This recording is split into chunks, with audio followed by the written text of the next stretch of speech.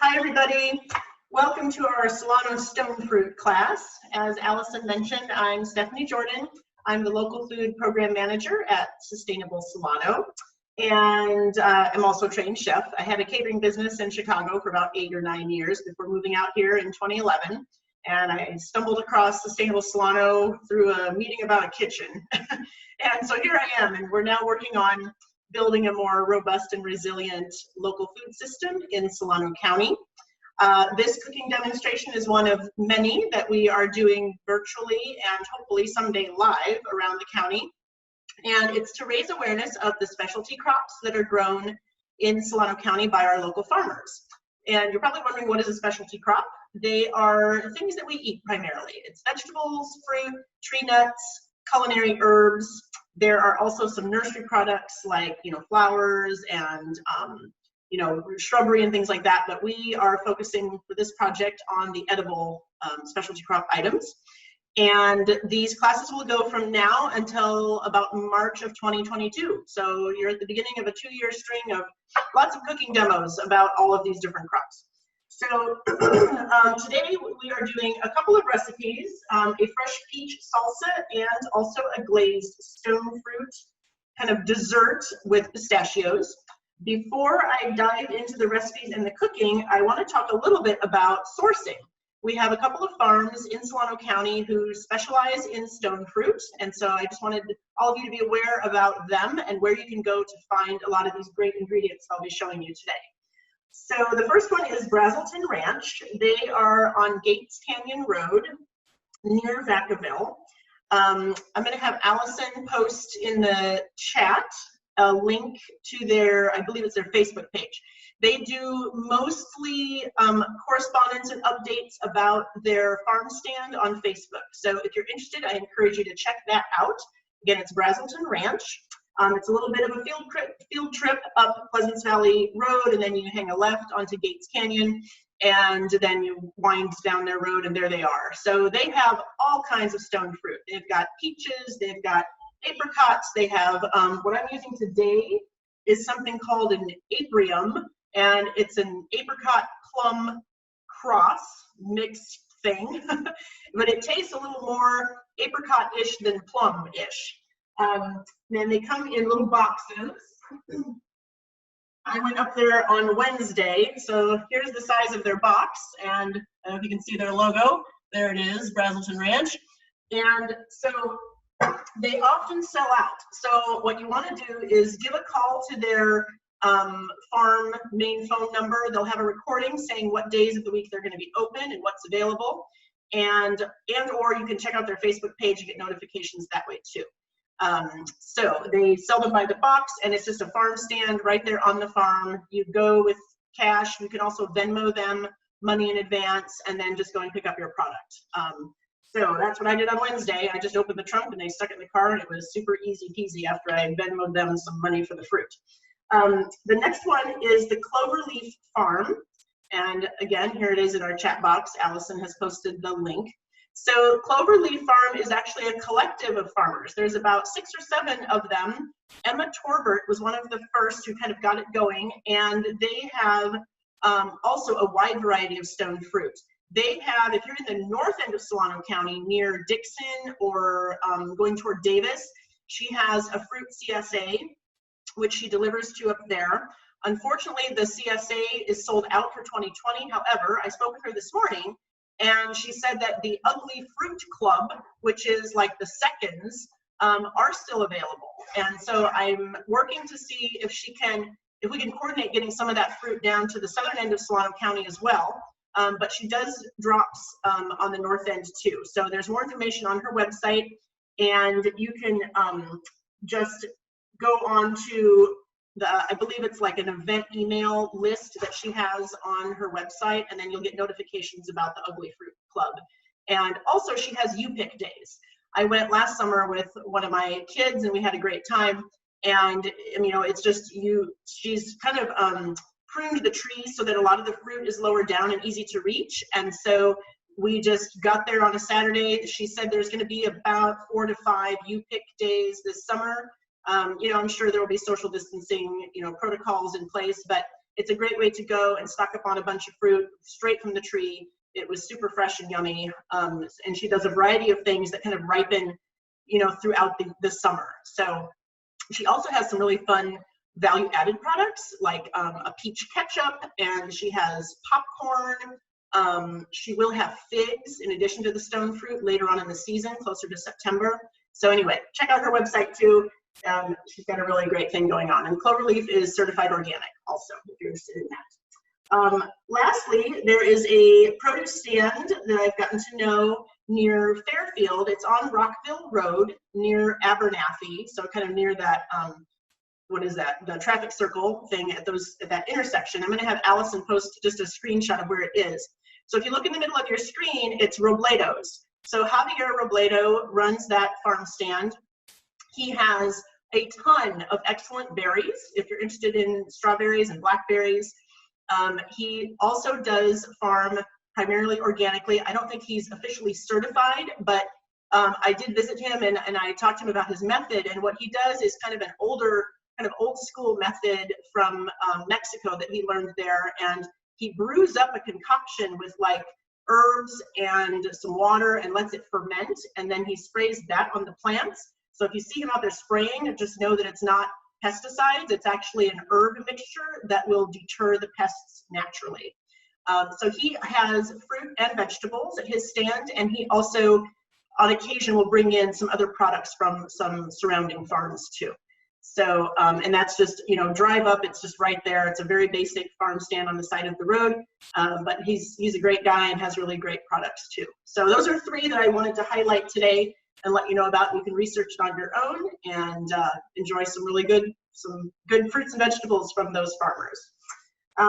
One other thing, actually I'll mention this at the end. Pleasance Valley Ag Association is kicking off their virtual open farm days this weekend, and it's going to go throughout June, and I'll talk about that more at the end of class too. So, all right, let's move on to the fruit and the recipes. So let's see, Allison, I'll have you show the recipes now if you can want to do that. Oh yeah, and Allison just posted the open farm day link in the chat box too. So we'll come to that in a little bit. So the recipes are posted on our website on sustainablesolano.org. This is the pan-glazed stone fruit with pistachios. I've got the ingredients here, and then the procedure. There's some optional whipped cream at the end, which I forgot to do earlier, so I'll just talk about it at the end. And then the other one that we're doing is a fresh peach salsa, and that recipe is also on our website, and you can get to this through the local food page. Once you get to sustainablesolano.org, you go to local food, and then it'll walk you through, and you'll find it. It's under the cooking classes. So these recipes are there, posted, and you can also download them as PDFs for easy printing and using in your own home kitchen. Okay, I don't know. That's the, I don't know why the salsa recipe I didn't see it, Allison, but I know that it's there. So anyway, we will start with the salsa. I'm going to use a couple different kinds of peaches that I got from Terra Firma this week in my CSA box. And so these are some smaller little yellow peaches, and I also have a couple of the white peaches in here.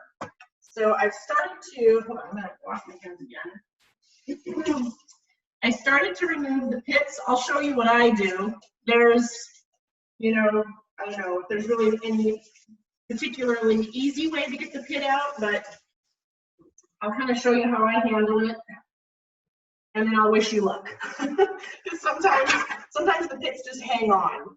So, you know, stone fruit, it's any kind of like peach, nectarine, apricot, plums, you know, then we have this aprium that I got from Brazelton's.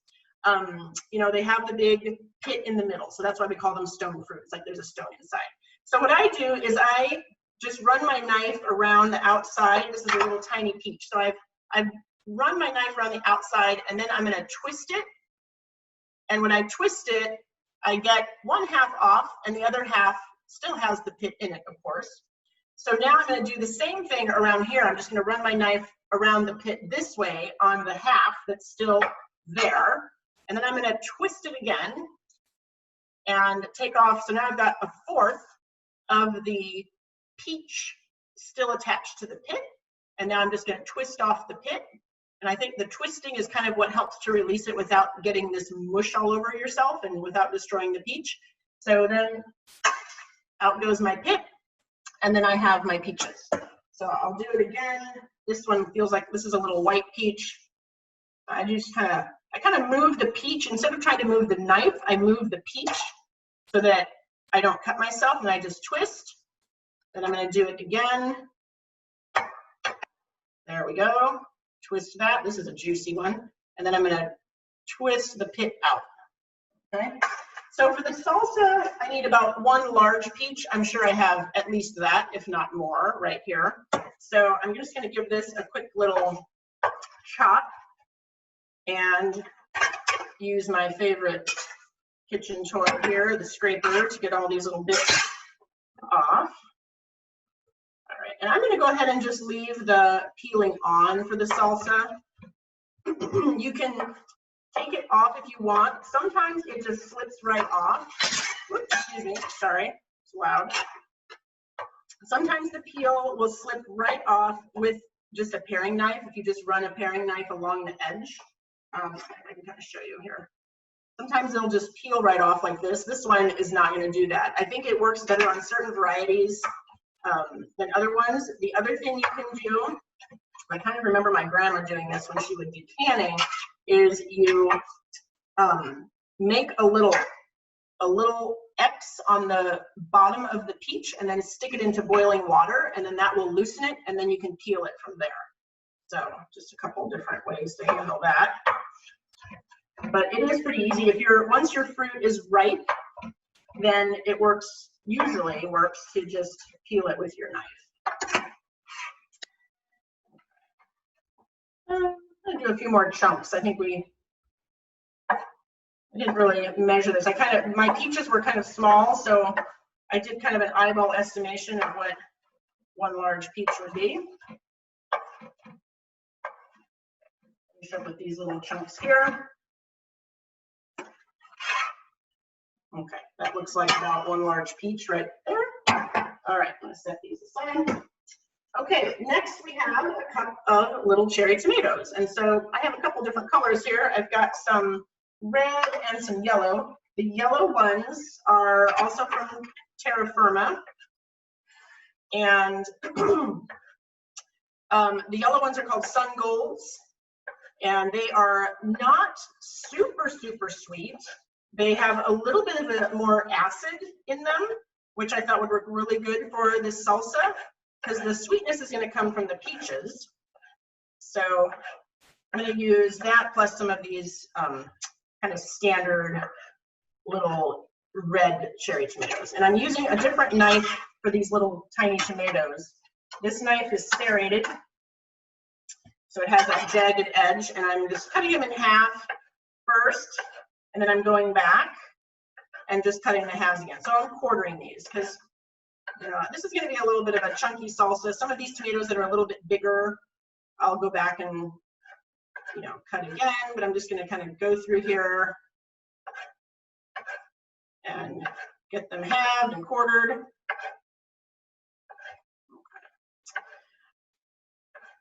All right, and then one of the other ingredients is cilantro. Another place I stopped at on Wednesday, which we'll talk about, is Morning Sun Herb Farm. They are also on Pleasance Valley Road, so if you're looking for any herbs like cilantro for your salsa, that would be an excellent stop. They have tons of different kinds of culinary herbs up there. They had multiple varieties of basil, which I think I bought like 3. They have cilantro, they have lavender, they have savory, and just any kind of herb that you can imagine. So Rose Laval is the owner. She's great, and I highly recommend checking out Morning Sun Herb Farm if you're ever up in Pleasance Valley. Okay, so we have our peaches and our tomatoes. Next in is the cilantro. So I'm going to aim for about 1/2 cup of chopped cilantro.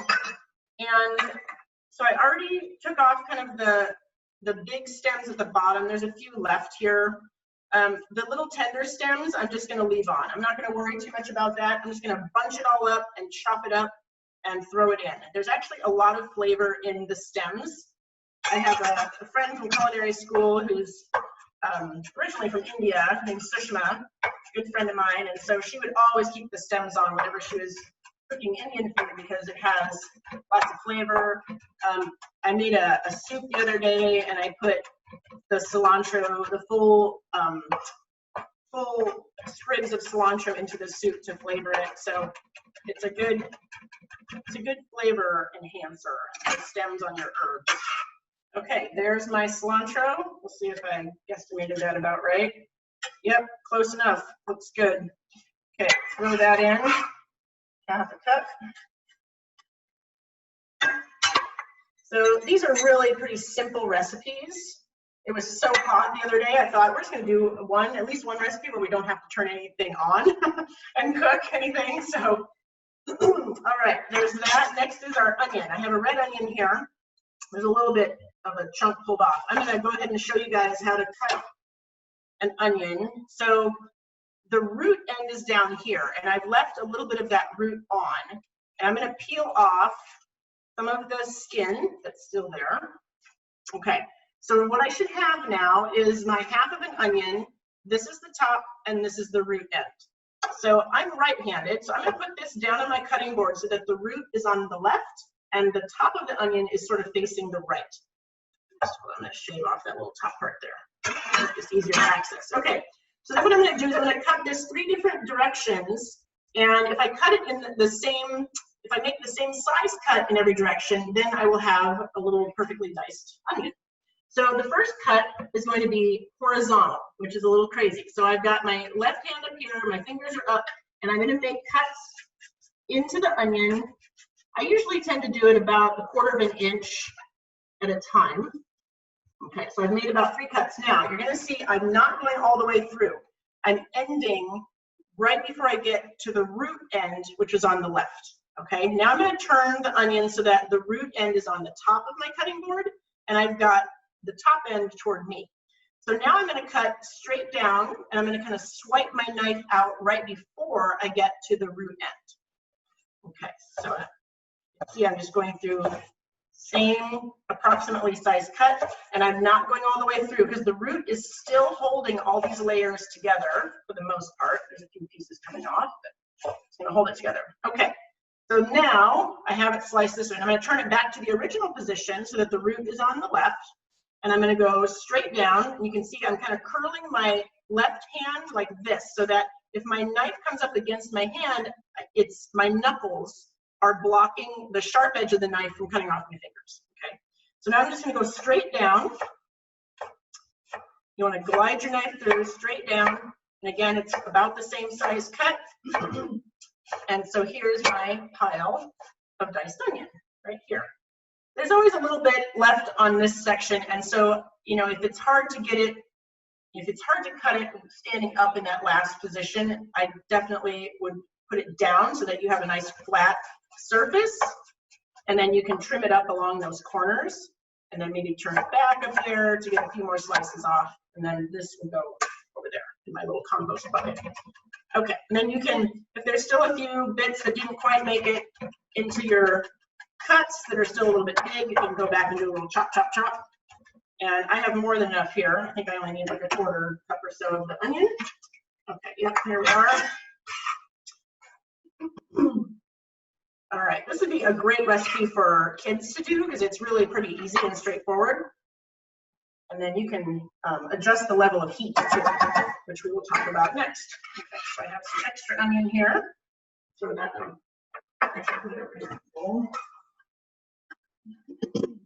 Later, okay. Moving on, our next thing is a Serrano chili. So here they are. They're a little smaller than a jalapeno. Sometimes they're a little hotter than a jalapeno. And I'm going to cut off the top. If you really want spicy, then you'll want to leave the seeds and membranes in. And that's the white parts that are on the inside of the pepper. And then, of course, you'll see the seeds in there too. So I'm going to take the seeds and membranes out of a half, and I'm going to leave them into the other half.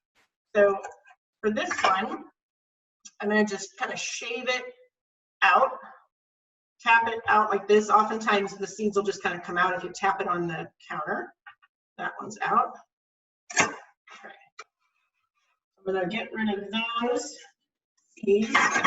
And then I still have the half with the seeds in. And so I'm gonna cut this into strips, and if your hands are sensitive, you can always wear gloves. You might start to feel a little burning feeling on your fingertips after you do this. Don't worry, it'll go away eventually. So then I'm just cutting my strips crosswise now into tiny little minced Serrano. That's that. That goes in the bowl. Chop and dump it in the bowl. All right, last but not least, we have lime juice. I'm going to try to loosen up the juice a little bit by rolling it around. And then I'm going to measure this out and have these little measuring cups where the lines are on the inside, so it's really easy to see. So a 1/4 cup of lime juice, I would say that's kind of to taste. A 1/4 cup is the same as 4 tablespoons. So you could always start with like 2 or 3 and then go from there, you know, depending on if you want your salsa to be a little more sweet or a little more acidic. Okay, so I need about 1 more lime. And then we will season it with some salt and pepper, and then that one is done.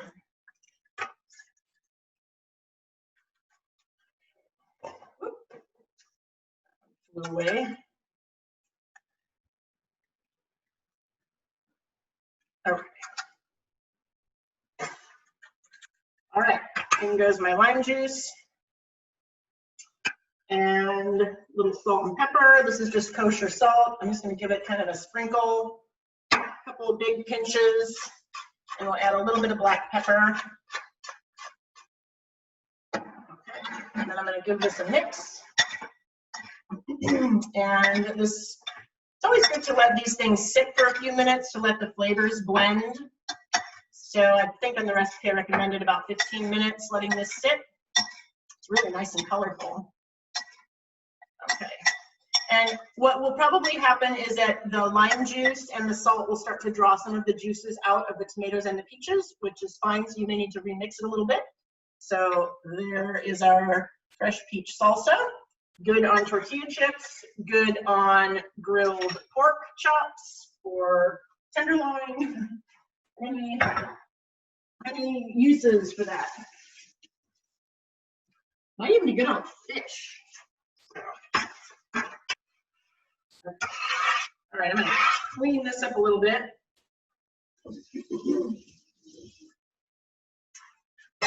All right, I'm actually gonna switch this out since I was doing the jalapenos.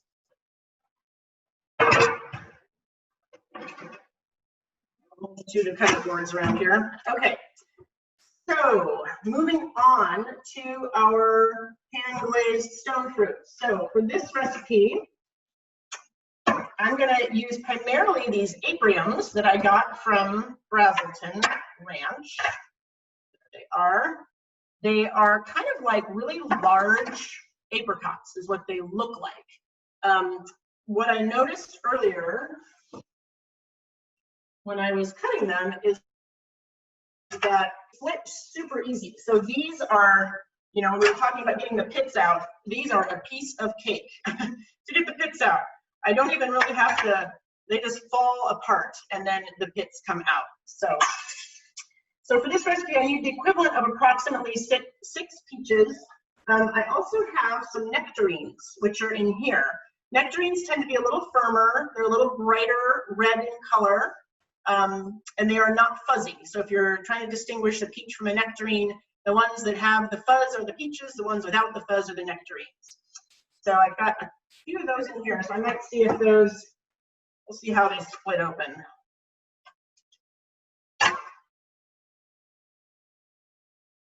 Kind of. I might not be able to get it into the nice perfect halves as the apriums. Yeah, these are hanging on a little bit more. I think they need to ripen a tad longer, but I'll see if I can get at least a couple halves from this little bowl to add to my apriums.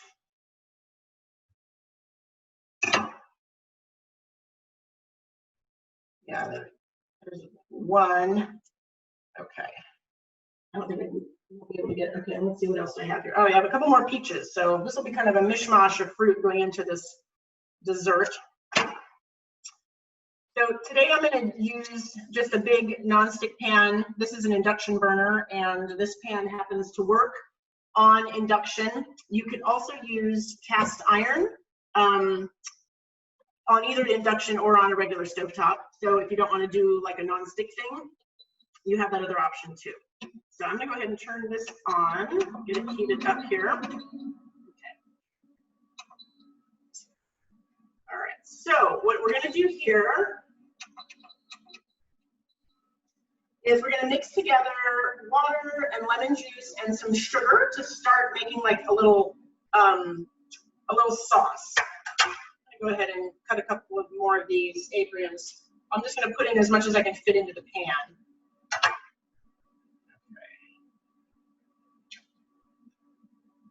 All right, that looks about right. I think I'm not going to have room for those. Set those aside. Okay. Okay, so here's my water. I'm going to go ahead and mix it first in my little measuring cup. So the water is in there, and then for the lemon juice, I just need a couple tablespoons. Let's see, this is a really large lemon. I think I'm going to need the bigger squeezer.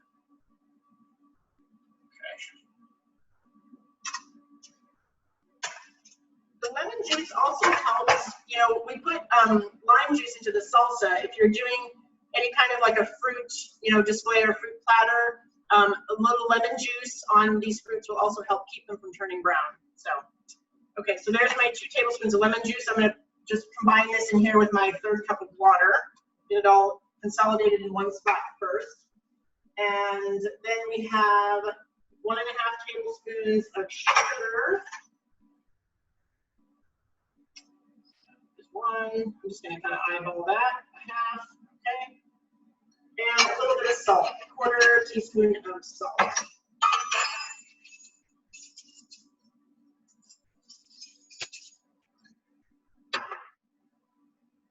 Okay. Okay, so that's going to go in my pan. Nice and hot. Just going to mix this around and let the sugar and the salt dissolve.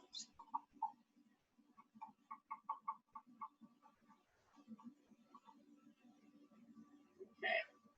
So once it starts to get bubbly and kind of boiling, we're going to add the fruits, and we're going to add it cut side down. I realized in the recipe, I didn't say, you know, put the peaches in half. So you're going to have the peaches like I did with the apriums. And then we will put them cut side down in the pan. I'll get my nectarines in here.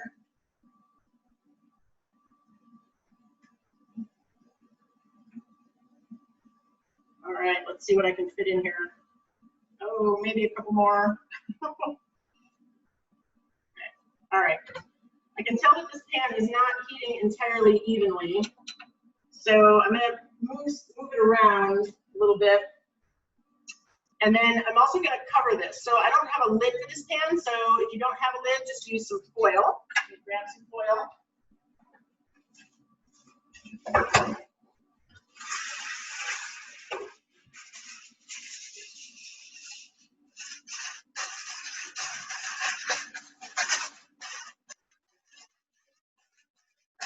Okay, so we're going to let that sit for about 3 minutes or so until the fruit is about halfway cooked. You want to be able to kind of, you know, I'm going to use just this little paring knife, and I'm going to kind of slide it through and just see if it's getting tender. If you have peaches that are not super ripe, you know, then some different fruit, depending on its level of ripeness, will take longer or not as long a cooking time. So, you know, the less ripe, probably the longer, you know, you'll add another minute or two of cooking. If it's more ripe, you'll probably only need to do like 2 or 3 minutes. So that's going to sit in there. And then the other thing we're going to add is some honey and some butter, and then we will top it up with the chopped pistachios. So I'm going to go ahead and chop up the pistachios while we're waiting for this to happen over here.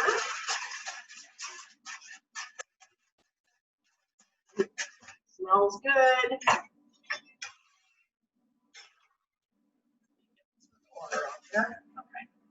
So I have a 1/4 cup of pistachios. I went ahead and measured it just with the actual kernels first, and then I'm going to go ahead and chop it up and have that ready to go as one of my garnishes. And the pistachios also came from Terra Firma, actually. They have nuts on their farm as well.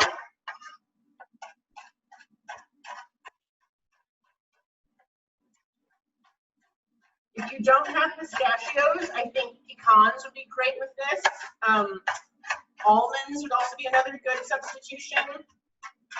Hazelnuts would be excellent. You could use a variety of nuts for this. So, okay, there we go. I just want to rough chop it. It doesn't have to be minced up all the way. Okay, so there's my pistachios ready to go. All right, I have a couple tablespoons of butter here, and then I'm going to go ahead and measure out a little bit of honey. And I need about 3 or 4 tablespoons. So again, 4 tablespoons are a 1/4 cup. So I'm going to fill this almost all the way full. And this is going to just add a little sweetness and a little bit of a sauce. It's like a little buttery, honey, lemony, peachy, yummy sauce. Okay, I'm going to check these. Okay, those feel pretty good. They feel soft. I'm gonna, there's my tongs. Move them around a little bit more. I'm going to move the ones that are on the outside into the inside just for the duration of this cooking time so that they can cook evenly. The middle of my pan here, for some reason, is cooking hotter than the edges, which is probably because the burner is a little smaller. Okay. All right. So I'm going to leave this up on high. And ideally, this will evaporate a little bit. So this is probably going to take a little while to evaporate. So while I'm waiting for that to happen, I will talk to you about storing your stone fruit. So when I get these from the farm, they typically come in a paper bag. Just a very basic little bag. So if you want to ripen your fruit kind of slowly, go ahead and just put it in the paper bag, and then I kind of crumple it up. But then once it does start to ripen, you want to get it out of the bag, and you want it to be just a little bit soft to the touch. You know, when it's rock hard, you can leave it in the bag. Once it starts to get a little bit soft, I would take it out of the bag and lay it out on like a towel or maybe a piece of like, you know, parchment paper or something, because you want the peaches to be in a single layer. When they're on top of each other in the bag, you know, they can get bruised and they can start to get moldy and start to decompose a little bit faster. But however, if they're not ripe and you want them to ripen, put them in a bag. If you want it to go even faster, you can put a banana in the bag with the fruit.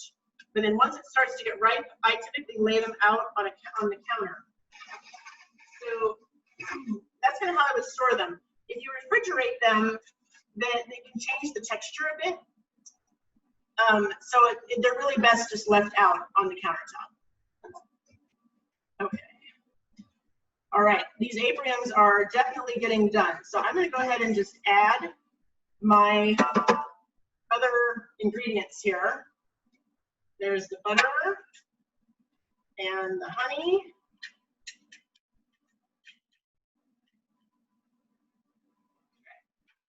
I kind of mix that around, stir the fruit, let the butter melt. And then once the butter melts, I'm going to probably go through and kind of hand pick out the fruit that's getting really done. And maybe I'll leave the other ones in there, and then we'll just keep letting the sauce reduce a little bit. And then it'll be done. So again, very easy, quick summer dessert. No need to turn on the oven. If you have an outdoor grill with like a side burner and it's a really hot day, you can just do this on your side burner on your next to your grill, and you don't have to turn on anything in your house. Okay. All right. All right. Let me grab a plate.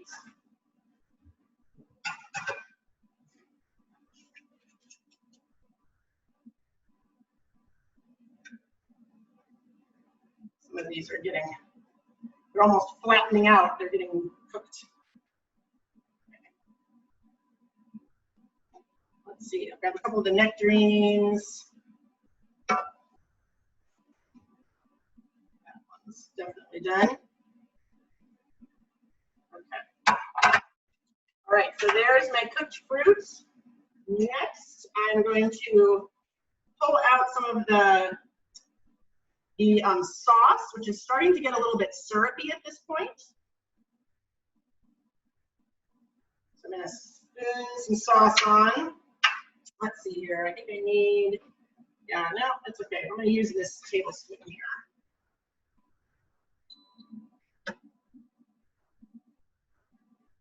Get some sauce. That's the pan. Doesn't like it when I lift it up.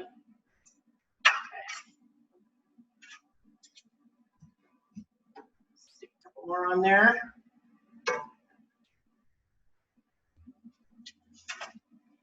Okay, and then I'm going to sprinkle on my pistachios.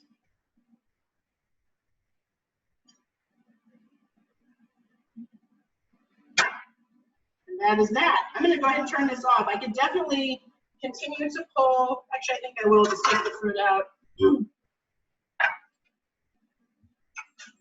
I'm going to let this sauce reduce. I'm going to take out the fruit because the fruit is definitely done. I'm going to go ahead and let the sauce reduce a little bit more. So it'll be kind of like a peach-infused syrup. There we go. Okay. That looks really good. I'm going to keep moving it around a little bit because of my pan here. And there's a little bit of fruit that, even though this is a nonstick pan, a little bit of the fruit kind of stuck to the pan, which in my opinion is a good thing because that is now going to kind of add flavor to the sauce. And then if I wanted to, what I could do is just strain the sauce if I didn't want those chunks of fruit in there. But the fruit that stuck to the pan got a little bit caramelized. And so that, you know, it's not burnt, but it's like, you know, just brown a little bit, which is fine. And then that's going to add a lot of flavor to this sauce. Okay, so it's now starting to thicken. That looks pretty good. It's kind of starting to, it's not running like water, it's running more like an oil would run down the pan. So that's about the consistency that I want for this. Okay, so it's reduced, I'd say it's probably reduced by about half.